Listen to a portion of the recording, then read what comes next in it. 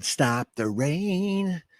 Good morning, everybody. Welcome. We are live way out east on Long Island, and it's another cold, cloudy, windy, rainy day. It's 60 degrees. Are you kidding me? With that, I say good morning to Ralph P., my fellow New Yorker. He says, good morning, GH. Cold, rainy morning here in New York City.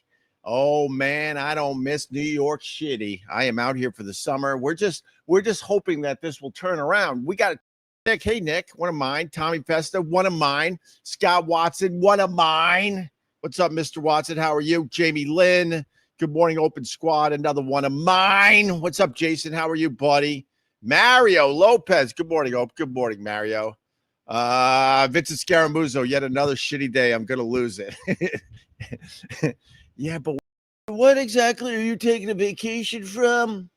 Oh, Sal. First of all, I'm not taking a vacation. I'm just fortunate enough where the type of job I do, which is, trying to provide content for the fine people, not content for people like you, Sal.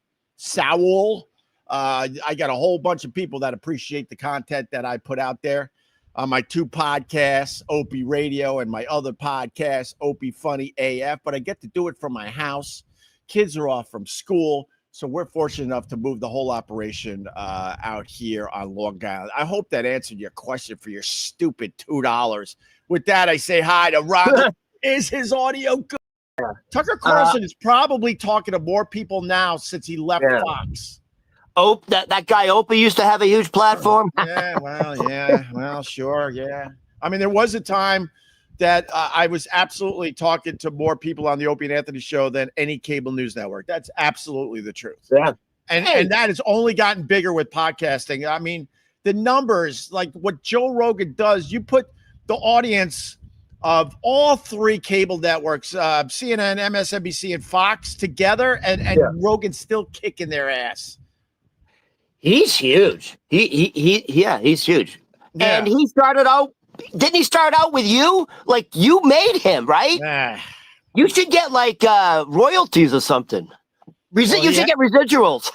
Well, he has admitted that the Opie and Anthony show was very influential as far as him starting up his shit. What else you got, Ron? Hold on. I want to say this. I'll do a little brag for you. Yeah. The Opie radio show was so influential at the time that And you know what? It really rubs me the wrong way. I don't like the fact that one of your regulars, Sherrod Small, who really kind of like ghosted you. Is that the term the kids used? But he's still using you in capital letters to promote himself when he does shows in the Hamptons. It's Sherrod Small, and the very next thing below it from the Opie radio show. And then every other credit is not in capital letters. So he's promoting you to promote himself, but he ghosted you. It rubs me the wrong way. It sounds dirty. It sounds like there's no appreciation. I was a very stupid man, Ron. Like, I thought I was making real relationships with a lot of these people, but you learn. I've said this many times, and the regulars are going to be not again. But when you sit in the big seat and you have that much influence in the comedy world, like a comedian would come on, some unknown, and a lot of these guys came on as unknowns. Bert Kreischer came on our show as an unknown. Theo Von came on as an unknown. Yeah. Joe Rogan, relatively an unknown, and as far as where he was going to go. Bill Burr started basically on our show, and you think you're making some relationships with these people, and you realize that the seat you sit in is so powerful. It means ticket sales. It means money. It means nice cars. It means women. It means beautiful homes. It means power. You just described what power is. As soon as you lose that seat, you realize who your real friends are. It's as simple as that. And some of the guys never turned their back on me. And when I was doing my last radio show for Sirius XM, I'm not going to lie to you, I loved working with Carl and Vic and Sherrod. Sherrod was great on my last radio show, but it was painfully obvious when those two guys died, Vic and Carl, Sherrod was like, I don't have time for you anymore because you're not talking to the same amount of people you used to talk to. It couldn't be more obvious. But Vic and Carl at the time, they were in it for the fun of it. They were in it for the love, for the joy. Yeah, and he was in it. He was in it as a stepping stone for his career. Now, let me ask you this, Opie. Like, but I don't have a problem with Sherrod because he's one of many that did the exact same fucking thing. Right. But like, would you ever would you say to him, "Hey, dude, like stop using me to promote yourself"? Like, do whatever you want. He writes me every once in a while and says, "I miss you, brah." And I'm like, well, then come do our show at Gephardt's. Can I? Oh, so by the way, have you invited him to do the show at Gephardt's? A ton. I mean, if people are paying attention, when I lost the show at SiriusXM and started up the podcast, Vic and Carl were all in. We were making no money, but we were having the time of our lives. And Sherrod came on just a tiny, tiny bit, just a little bit here and there. He was done because he knew I wasn't talking to the same amount of people and didn't have the same power. It's as simple as that. And it happens all the time in entertainment. You know, I wish I understood that and learned that lesson a long time ago. I literally did not know this lesson at all. All right, Ron, what else you got? Because the fog is moving in. I know it. Listen, I'm literally getting. I do have a question. Like, where would you place Sherrod Small? Like in the comedic world, is he like a middle of the road comic? Is he like considered very successful?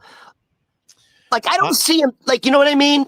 Sherrod, where would you place? Yeah, Sherrod is first of all, he's great on radio shows. He's great. I mean, I had a lot of fun with him. He knew his pop culture.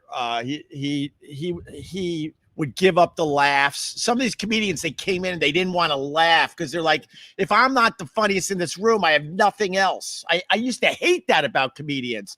But some of these guys would laugh along and they're like, oh yeah, that's funny. Like Patrice O'Neal, the funniest fucking guy I've ever seen in my life, worked with and all that. He would give up the laughs. He didn't give a shit because he was secure with how fucking What does that mean? I don't know what that means. Give up the laughs. What does that mean?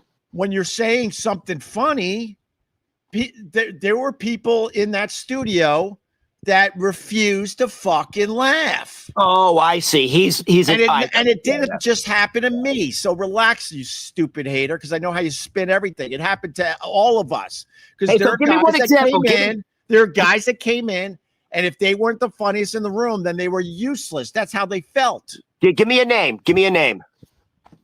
Who would do that? Nah, you know what? I'm trying to be better. You can't give me one name.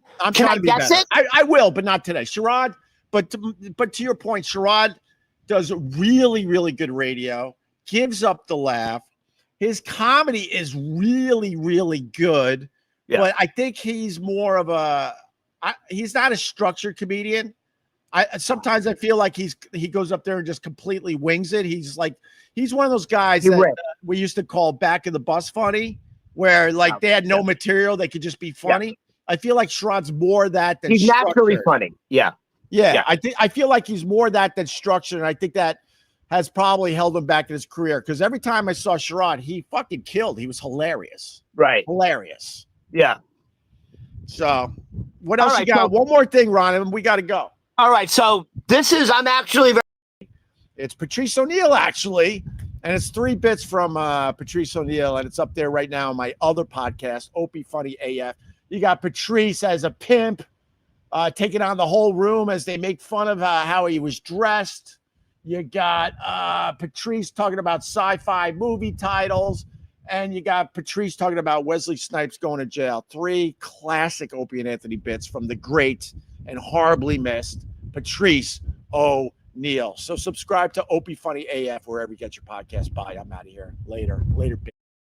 Nothing better than an early Opie mental breakdown, flipping out over comedians who won't do his live stream, and him claiming to have made their careers. I understand what he's saying. I will disagree on the Joe Rogan one, though. I think Joe Rogan was already pretty big and had already been doing Stern. And I think him and Stern had a falling out, which is the only reason why he even ended up going on Opie and Anthony. But, I mean, the Opster, very mad at the Sherrod Small. And I think Sherrod saw the writing on the wall. And when Vic and Carl died, he was just like, look, I'm going to go do Opie's live stream for 20 people.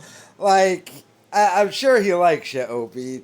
Just like I'm sure he likes people he grew up with who work at Foot Locker, but he's not going to go do their live stream. This is, at the end of the day, a business. And Opie kind of has, like, his mind's messed up because as he loves Carl and as he should, I think people forget at the end there, Carl had blown off Opie because Carl was so upset. Carl gave up his family and his restaurant. He hooked up with Miss Chipperson and he went all in with Opie. Opie had signed the Westwood One deal. And then it dawned on Carl, oh, Opie's not really trying to do this. Westwood One tried giving him a studio, tried actually helping him out. Tim Sabian did this. And he actually had Bill Burr as a guest. And Opie didn't want to. Opie was like, I want to walk around with this thing I'm holding and record dumb people on the street screaming because I really have no interest in doing a show. I'm still trying to get a viral video. Because in the Opster's mind, and this isn't in a lot of people's mind, they think having one viral video, well, that's it, I've made it. And it's like, no, you got to be consistent day in and day out. Having one viral video doesn't really do it. But Carl had seen that this is what the Opster was trying to do and fell back, went and got that log cabin somewhere in Pennsylvania with Miss Chipperson. And really stopped doing the show with Opie. And then he died. And Vic Henley barely did Opie's live stream as well. So, I don't know. The Opster, when he gets on these rants, he be forgetting that fact. But, I mean, just a mental breakdown he had of, that they used to be my friends. But it was only because I had a radio show. And it's, but, like, Bill Burr did your show on Westwood One, but he's not going to do your live stream, dude. You have no buzz. But you have literally 20 viewers and stuff, dude. If you actually put in effort, and that's the problem. Opie's doing this thing where he's trying, but he's not trying. He's not trying, so when he fails, he can just go, well, I'm not really trying. But he is actually trying because he spends all day doing this, editing, uploading clips that get 30 views. He's literally spends all day doing YouTube and content. But he won't put it into his live stream and actually try to have like a real show. So if it fails, he can go, well, I'm not even really trying. I'm just sitting here. It's pathetic, sad. Let me know your thoughts in the comments.